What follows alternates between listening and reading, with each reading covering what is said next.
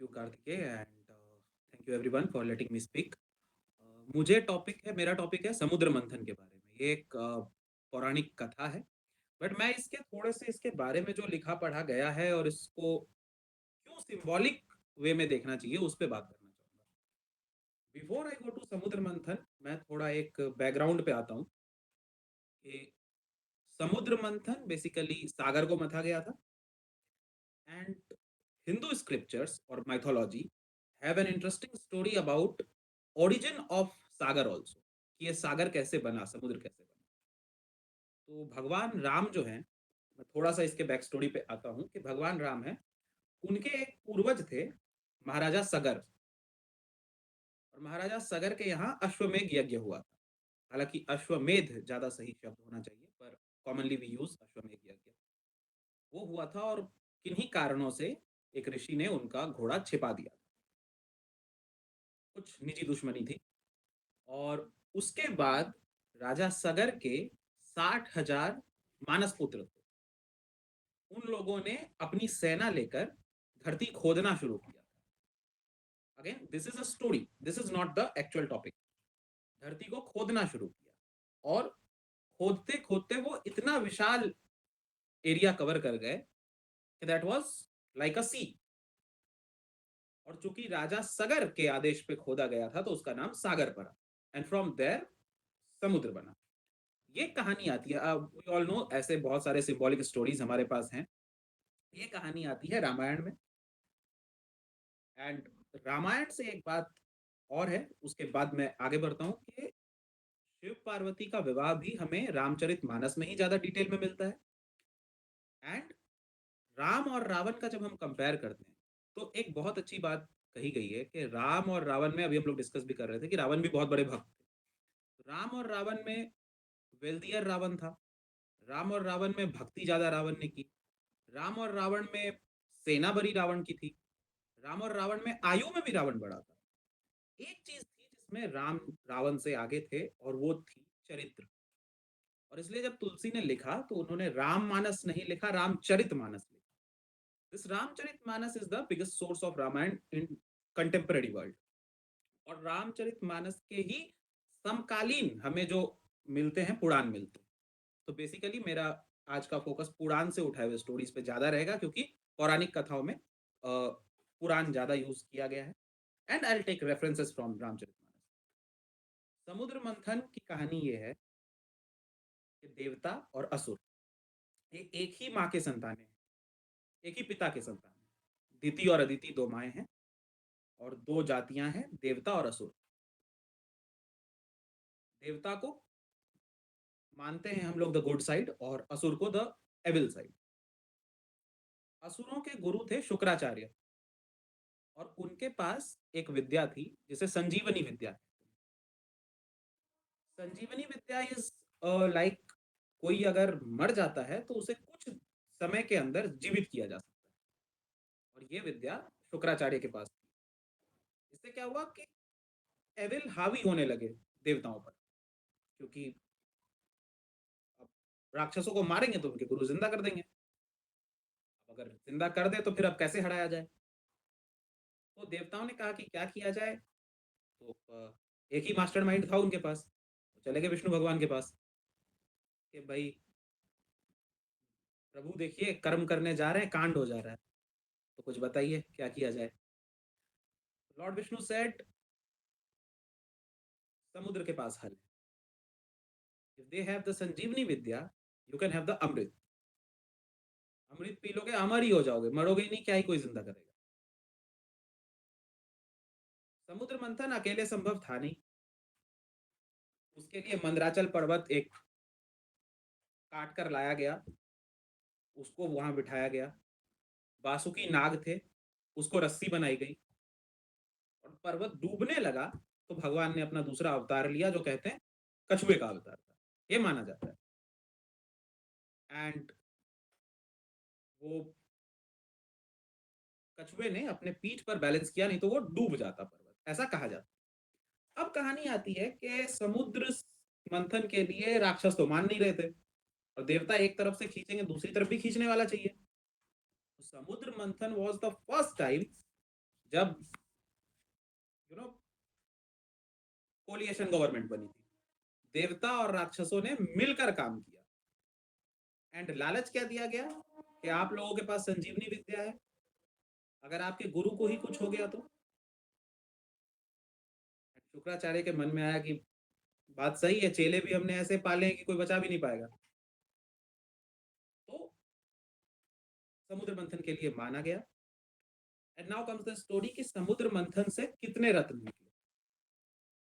तो समुद्र का एक नाम इसीलिए रत्नाकर भी पड़ा क्योंकि समुद्र में से 14 रत्न निकले। And a ancient text says कि समुद्र मंथन एक्चुअल में आत्मा का मंथन। गोपाल दास नीरज कहते हैं कि समय ही आत्मा है। तो हम लोग इसको दो तरह से देख सकते हैं कि ये समय का या जीवन का मंथन है या फिर आत्मा का मंथन है। कैसे? समुद्र से 14 रत्न निकले। हमें पता है कि विष निकला, कामधेनु गाय निकली, लक्ष्मी माता निकली, अमृत निकला, शराब निकला, वगैरह वगैरह। इसका सीक्वेंस क्यों डिसाइडेड था, ये इंटरेस्टिंग है। और इसके लिए मैंने ये टॉपिक सोचा कि मैं इस पे बात करूं कि पहले जहर, फिर कामधेनु, फिर उच्चश्रवा घोड़ा। ऐसा क्यों निकला? पहले ही अमृत निकल जाता तो प्रॉब्लम सॉल्व, या बेटर शराब निकल जाता, पी पा के सब घर चले जाते।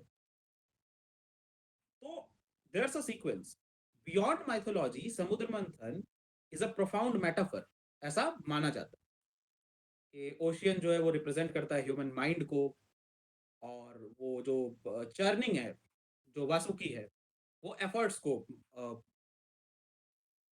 ये करता है, सिंबलाइज करता है। और ये जो मंथन है वो सेल्फ रियलाइजेशन या फिर हमारा जो सक्सेस है उसको करता है। समुद्र मंथन शुरू हुआ और सबसे पहले उसमें से विष निकला।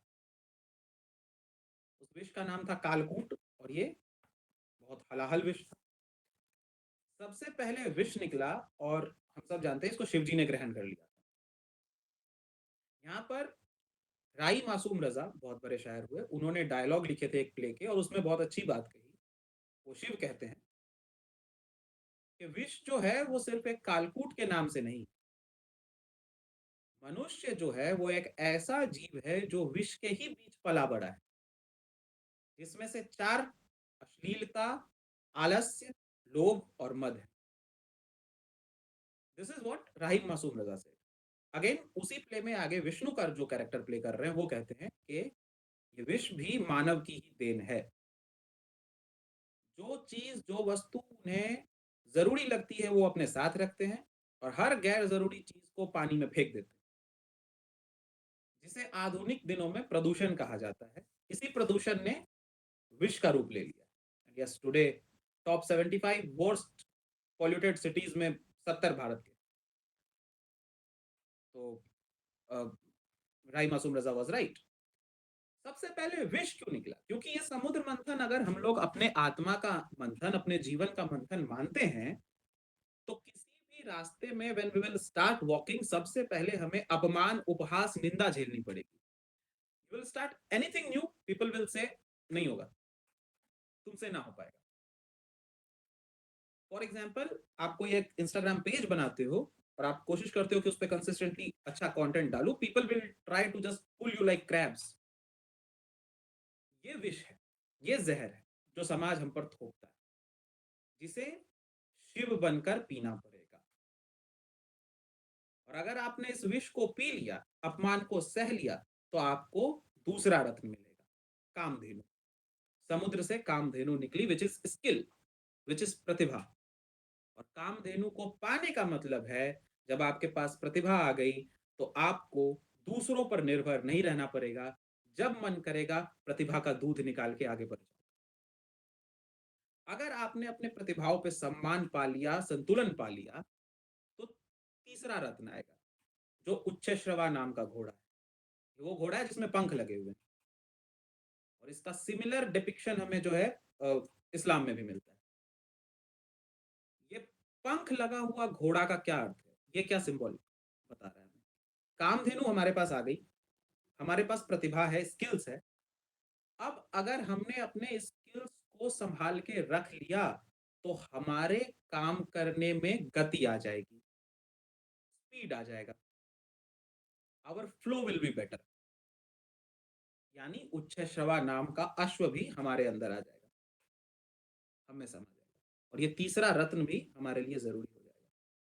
तो जब हमने अपमान सह लिया, जब हमने प्रतिभा पा ली, स्किल डेवलप कर ली, हमने फ्लो पा लिया, अब हमें लाइफ में चाहिए होगी स्टेबिलिटी।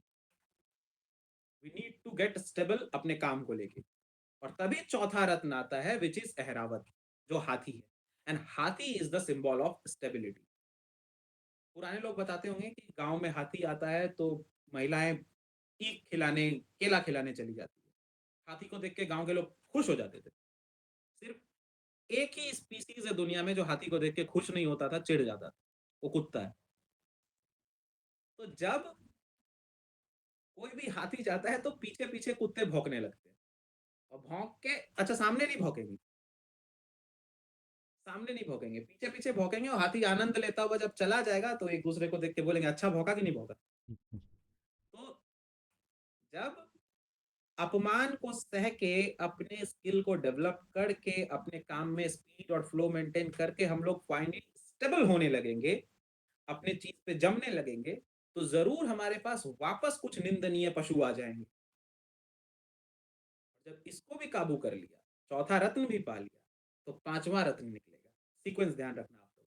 पांचवा रत्न है कौस्तुभ मणि, विच इज एनलाइटमेंट, विजडम।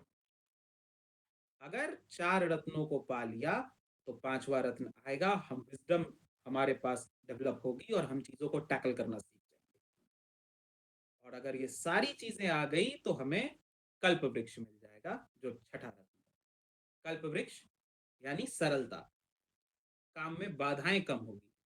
कल्प वृक्ष का मतलब कि जो मांगा उसका रास्ता मिल गया। तो सिंबल ये है कि हमें जिस रास्ते चलना है उसमें चलने में अब ज्यादा ऑब्स्टेकल्स हमें नजर नहीं आएंगे, क्योंकि हमें पहले कॉस्ट्यूम मनी मिल चुकी है, हम फिगर आउट करना जान चुके हैं। सातवां, जब इतनी चीजें मिल गई है, सातवां रत्न क्या निकला? रंभा, अप्सरा। ये मेनका नहीं थी, ये मेनका नहीं थी, पुंजिका स्थला नहीं थी, ये रंभा थी। And Rambha is the symbol of lust and distraction, जिसने रावण तक को खींच लिया था। तो अगर आपके पास सक्सेस आ रही है, आपके पास स्टेबिलिटी आ गई, आप रास्ते बनाने सीख गए, एनलाइट विजडम है, तो आपके पास डेफिनेटली अब आपके सामने डिस्ट्रैक्शन आएगा। आपके सामने किसी चीज को पाने की हवस होगी, लस्ट होगा, एंड उसको काबू करना मुश्किल होगा। जिस तरह रंभा को लेके जंग छिड़ गई थी वहां समुद्र मंथन के कि मैं लूंगा मैं लूंगा। लेकिन अगर रंभा को भी संभाल लिया गया, यानी आप डिस्ट्रैक्शन से भी बच गए, आप लस्ट से भी बच गए, तो जरूर आप जो है एक ऐसे रास्ते पे जाओगे जिधर आपको फाइनेंशियली और हर तरह से ऐश्वर्य की प्राप्ति होगी, दौलत मिलेगा, शौहरत मिलेगा। And that is the next रत्न, लक्ष्मी माता। माता लक्ष्मी निकली यानी आप समृद्ध होने लगे। और समृद्धि समृद्धि आएगी, दौलत आएगा, तो दौलत का नशा भी आएगा। आप दौलत ज्यादा देर नहीं संभाल पाओगे। जो खानदानी रईस है वो मिजाज रखते हैं नर्म अपना, तुम्हारा लहजा बता रहा है तुम्हारी दौलत नई नहीं। तो नई नई दौलत आएगी तो हमारा लहजा बदलेगा। और नौवा रत्न, वारुणी, द गॉडेस ऑफ वाइन, शराब निकलेगा। शराब सिंबल, क्या टाइमिंग है कल्याण भाई। शराब सिंबलाइज करता है नशा, नेगेटिविटी सिंबलाइज करता है। Don't get offended. तो उसके बाद दौलत का नशा हम पर हावी होगा, डेफिनेटली होगा। जब इतने जो डायरेक्टली ऊपर से शुरू किया ना, उसे हो सकता ना हो। अगर हम इतने स्टेप्स चढ़ के जाएंगे ना, तो ऐसा लगेगा कि यार, कभी कभी लगता है अपुनी भगवान। पर इसको भी अगर टैकल कर लिया, अगर हमने दौलत के नशे को भी संभाल लिया, या नॉट ओनली नशा, हर तरह से नेगेटिविटी जो हम पर हावी हो रही थी उसे संभाल लिया, तो डेफिनेटली 10वां रत्न हमें प्राप्त होगा, जो है चंद्रमा, शीतलता। चंद्रमा का मतलब है शीतलता। हमें कामनेस आएगी, हम काम रहने लगेंगे, हम सीख जाएंगे कि शांत कैसे रहना है, कैसे स्मार्ट बिहेव करना है। और फिर आएगा अगला रत्न, 11वां रत्न, पारिजात, प्राजक्ता का पेड़, जो खुशबू देता है। हमारे नॉलेज की, विजडम की, कामनेस की खुशबू चारों ओर फैलने लगेगी। लोगों को लगने लगेगा कि हम्म। ये इंसान जो है, इसमें वो डिओड्रेंट वाला खुशबू नहीं है, असली खुशबू है। और फिर बार-बार रत्न निकलता है जो भगवान विष्णु के पास गया, पांचजन्य। अब आपके नॉलेज का उद्घोष होगा, अब आपके कैरेक्टर का उद्घोष होगा, अब आपकी जानकारी, आपका विज़डम, आपका सक्सेस चारों ओर फैलने लगेगा। और ये 12 रत्नों के बाद जब इन सबको हम कैप्चर कर लेंगे, ये सारी चीज़ें हम जिसे सँभालना है सँभाल लेंगे, जिन्हें हटाना है हटा लेंगे, रत्नों से खेलना सीख जाएँगे, वो एस्ट्रोलॉजी वाले रत्न नहीं। जब रत्नों से खेलना सीख जाएँगे, तो फिर हमें किसी रत्न की ज़रूरत नहीं पड़ेगी कि बाबा बता दो। और 13वां और 14वां रत्न आचार्य धन्वंतरी जो अमृत का कलश लेकर बाहर निकले। यानी धन्वंतरी, प्योरिटी, आरोग्य और अमृत, the ultimate goal of life, ये हमें मिलेगा। तो this is what I thought कि समुद्र मंथन के स्टोरी से हम एक्सप्लेन कर सकते हैं। क्योंकि एक छोटी सी कहानी में बताता हूँ, एक बुढ़िया थी, वो बहुत मेहनत करके उसने अपने बेटे को पढ़ाया लिखाया और उसका बेटा दूसरे शहर में, बड़े शहर में, मेट्रो सिटी में पढ़ने गया। वहां उसे जॉब मिली, वो सेटल हो गया। बुढ़िया के पास अब कुछ था नहीं करने को, पैसे बहुत कुछ दिन तो काम चला ही, फिर बोला कि अब क्या करें, तो भीख मांगने लगी। तो एक ने कहा कि तेरा बेटा इतना नालायक निकला, वो कुछ पैसे वैसे नहीं देता है। तो इसने बोली नहीं, पैसे उसके पास नहीं है इसलिए नहीं भेजता है, वो चिट्ठी तो रोजाना भेजता है, हर महीने चिट्ठी भेजता है। तो अच्छा क्या लिखता है चिट्ठी में? तो बेटा हमें तो पढ़ना नहीं आता है, क्या लिखता है, हमने संभाल के रखे हैं सारी चिट्ठियां। दिखाओ क्या चिट्ठी है, कहीं उसने कुछ बताया हो कि माँ तू आ जा ये वो। तो वो अंदर जाती है और एक बक्सा लाती है, बोलती है इसमें सारी चिट्ठियां हैं। जब बक्सा खोलता है तो अंदर से ड्राफ्ट निकलते हैं, और वो कहती है यही रंगीन कागज है। तो दिस समुद्र मंथन वो ड्राफ्ट था जिसे चिट्ठियां समझ के देवता और असुर इग्नोर कर रहे थे। लेकिन इसमें 14 रत्न यानी बैंकों का खजाना भरा पड़ा। सो दैट इज वाई ये किया गया, समुद्र मंथन संभव हुआ। और विद दिस मुझे लगता है अब आप लोग को नींद आ जाएगी, तो I finish my session and I am open for questions.